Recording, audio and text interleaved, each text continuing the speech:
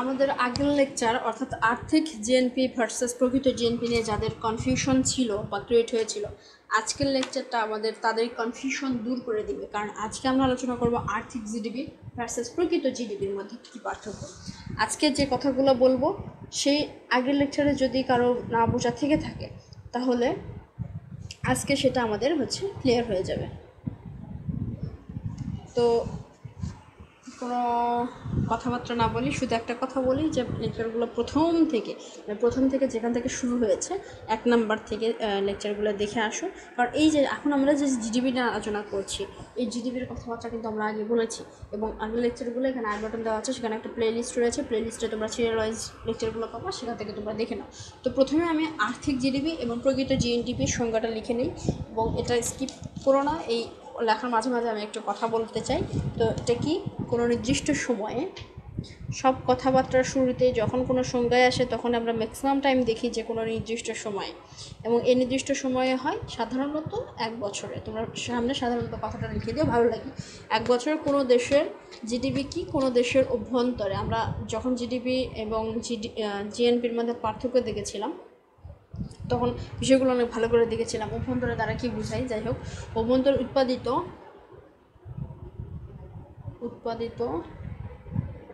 দ্রব্য ও সামগ্রী আর কি ও সেবা কর্মকে প্রচলিত বাজার দাম দ্বারা গুণ করে গুণফলের সমষ্টিকে আর্থিক জিডিপি বলে। এবং প্রকৃত জিডিপির সংজ্ঞাটাও আমি লিখে নেই, তারপরে আমি এখানে বুঝাবো। দেখো, তাহলে একই রকমভাবে কোনো নির্দিষ্ট সময়ে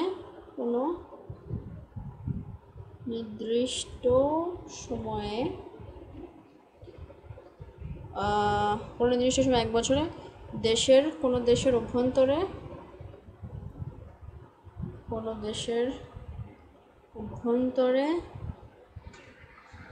উৎপাদিত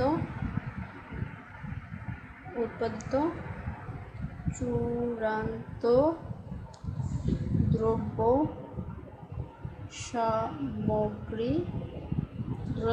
সামগ্রী ও সেবা কর্মকে অতীতের কোনো ভিত্তি বছরের দাম দ্বারা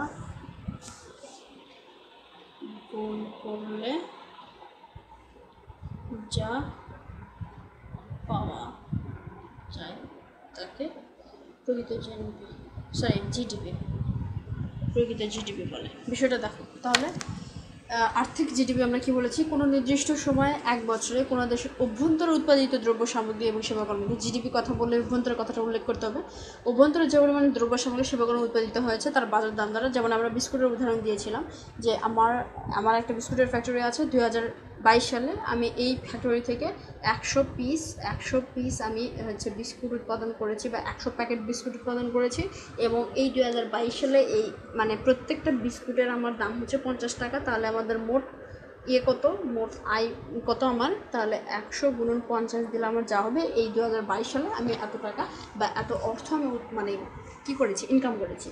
সেমভাবে এখানেও যে কোনো নির্দিষ্ট সময় 1 বছরে কোনো দেশের অভ্যন্তর উৎপাদিত দ্রব্য সামগ্রী ও সেবাকর্মকে, যেমন এই দ্রব্য সামগ্রী সেবাকর্ম দ্বারা আমরা কাকে বুঝবো, যেমন বিস্কুট উৎপাদন করেছি, তাহলে প্রচলিত বাজার দাম দ্বারা, যেমন প্রচলিত বাজার দাম আমার কত এখন 50 টাকা, প্রচলিত বাজার দাম দ্বারা গুণ করে গুণফলের সমষ্টিকে আর্থিক জিডিপি বলে। তাহলে এই গুণফল করে আমি কত টাকা পাবো, এখানে কত হবে যে 100 5,000, ধরো একটা উদাহরণ আর কি, যাই হোক 5,000 টাকা আমি ইনকাম করছি, এটা হচ্ছে আমার আর্থিক জিডিপি। ঠিক আছে, আর প্রকৃত জিডিপির কাছে আসো, কোনো নির্দিষ্ট সময়ে সাধারণত 1 বছরে কোনো নির্দিষ্ট দেশের অভ্যন্তরে উৎপাদিত চূড়ান্ত দ্রব্য সামগ্রী ও সেবা কর্মকে অতীতের কোনো ভিত্তি বছরের দাম দ্বারা গুণ করলে, এটা 2022 সালের কথা আমি বলেছি, তাই না? 2022 সালে আমি এত টাকা ইনকাম করছি। এখন যদি বলি যে ঠিক আছে, তুমি আমাকে 2019 সালের একটা করো, সালে তুমি কত টাকা ইনকাম করছো সেটা দাও। তাহলে সালের ধরো 100 প্যাকেটই বিস্কুট ছিল, সালের দাম ছিল ধরো আমার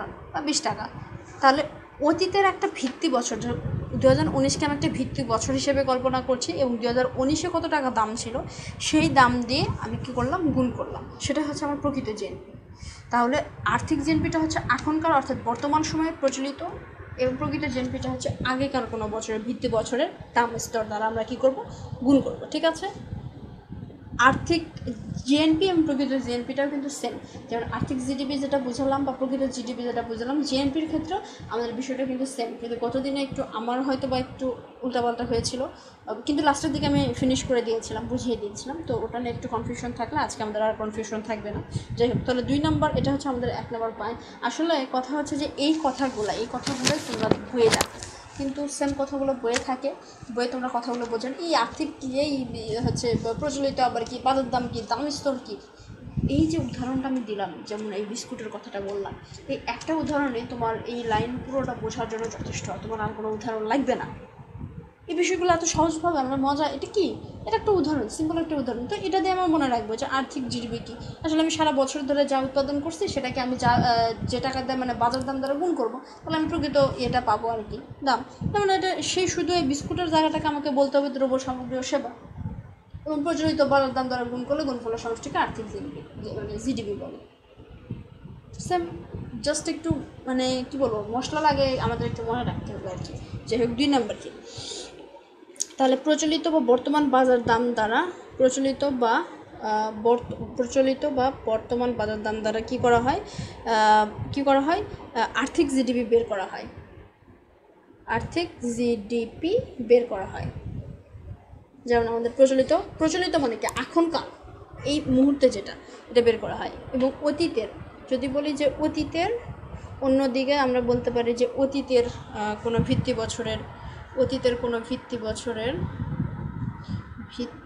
বছরের দামের ভিত্তিতে আমাদের কি করা হয়, প্রকৃত জিএনপি বের করা হয়। আমি কথাগুলো হয়তো একটু মানে ছেড়ে লিখছি, তোমরা মানে ঠিক করে নিও। ভিত্তি বছরের দামের ভিত্তিতে প্রকৃত জিডিপি বের করা হয়। 3 নম্বর পয়েন্ট আমরা কি দেব, যে আর্থিক জিডিপিকে তোমরা লিখে নাও এখানে। 3 নম্বর পয়েন্টটা দিবা যে আর্থিক জিডিপিকে বলা হয় প্রচলিত দামে বা বর্তমান দামের জিডিপি। অন্যদিকে এই প্রকৃত জিডিপিকে বলা হয় হচ্ছে স্থির দামে। আর্থিককে কি বলা হয়, আর্থিক জিডিপিকে বলা হয় বর্তমান দামে জিডিপি। প্রকৃত জিডিপিকে বলা হয় স্থির দামে। ঠিক আছে, যাই হোক, এরপর আরও কিছু রয়েছে যে আর্থিক জিডিপি অর্থনৈতিক কল্যাণের সঠিক পরিচায়ক নয়, প্রকৃত জিডিপি অর্থনৈতিক কল্যাণের সঠিক পরিচয়। 4 নম্বর দিবা মুদ্রাস্ফীতির সময় দেশে আর্থিক জিডিপি প্রকৃত জিডিপির চেয়ে বেশি হয়, কিন্তু মুদ্রা সংকোচনের সময়। যাই হোক, আর 2টা পয়েন্ট রয়েছে যেগুলো তোমরা আর হয়তো দেখতে পাবে, কিন্তু মূল যে বিষয়টা বোঝার যে বিষয়টা সেটা হচ্ছে এই যে এই লাইনটা বা এটা যাই হোক, মূল সংখ্যাটা বোঝার যে বিষয়টা রয়েছিল। তাহলে এটা আমরা শেষ করলাম, দেখা যাক এরপরে আমরা কী নিয়ে আলোচনা করি। এবং এগুলো সব কিন্তু সালের কোশ্চেন, এটা নিয়ে কোনো মানে কনফিউশন রাখার কোনো নেই, সব সালের কোশ্চেন, সব কোনো না কোনোভাবে এসেছে এই সালে। যাই হোক, সব ভালো থাকো, সুস্থ থাকো।